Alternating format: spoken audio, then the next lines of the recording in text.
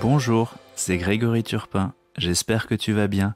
C'est une joie de te retrouver pour méditer ensemble l'Évangile du jour.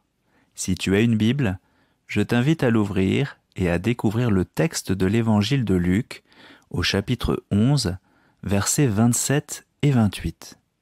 Écoutons.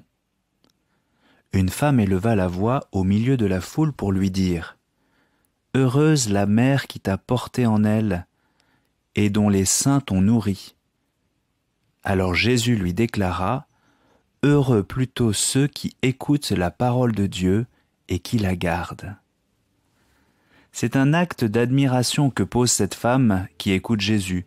Je l'imagine au milieu de la foule en train de recevoir la parole du Christ qui la touche tellement à l'intérieur qu'elle en perd toute retenue.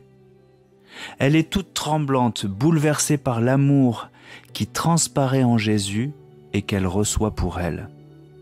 Alors elle se projette dans la relation la plus fusionnelle qui soit, celle d'une mère envers son enfant en train d'allaiter.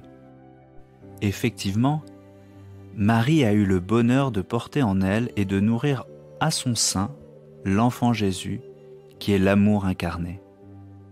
Cette femme envie le sort de Marie et elle élève la voix pour le proclamer.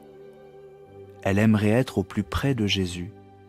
On voit que le désir de cette femme n'est pas très ajusté et la réponse de Jésus recadre les choses.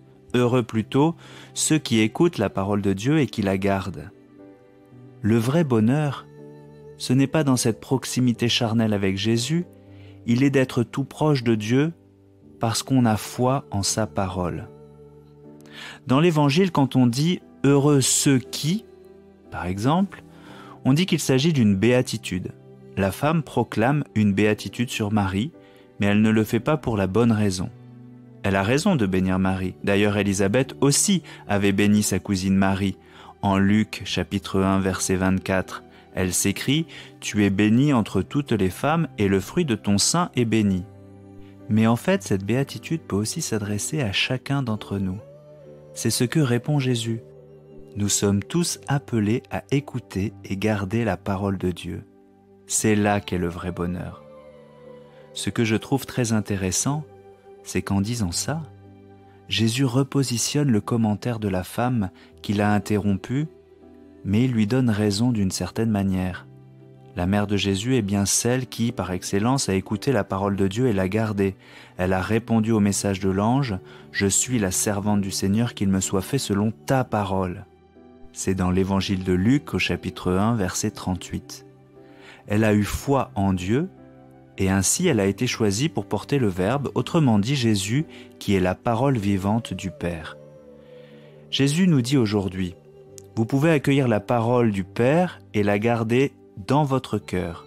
C'est là qu'est le vrai bonheur. Comme Marie, qui est un exemple de foi, cherchons toujours à discerner la volonté de Dieu dans nos vies et sachons y répondre et rester fidèles dans la durée. C'est l'amour du Père manifesté dans sa parole qui nous nourrit. Cela signifie que nous devons la connaître, la méditer, la ruminer, la garder en notre cœur afin qu'elle nous transforme à l'image de la parole vivante du Père, Jésus-Christ.